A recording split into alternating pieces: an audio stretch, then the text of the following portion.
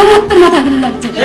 যে ছেলে মেয়েগুলো, যে তরুণরা আন্দোলনে এই হাসিনাকে হটাইতে পারছে, যে আন্দোলন যা খালেদা জিয়া যারা ট্রিটমেন্ট দিতে বিদেশে নিতে পারে নাই, খালেদা জিয়ার বাড়ি যখন ছুড়ে শেষ হয়ে গেল তখন আন্দোলন করে খালেদা জিয়ার বাড়িটা রক্ষা করতে পারে নাই, 57 জন সেনা অফিসার নিহত হওয়া বিচার আদায় করতে পারে নাই।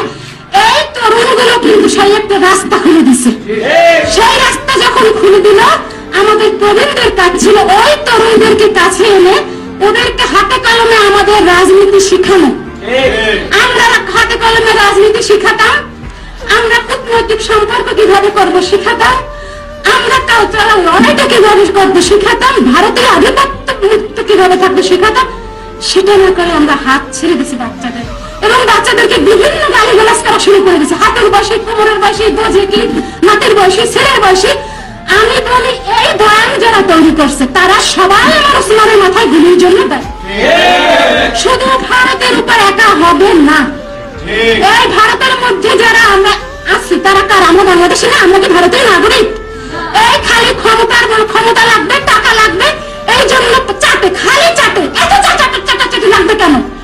দেশের পরে আওয়ামী লীগ যখনই ধরে নিয়ে যায় অন্যান্য রাজনৈতিক দলরা তাদেরকে নিয়ে ছাড়াই নেন।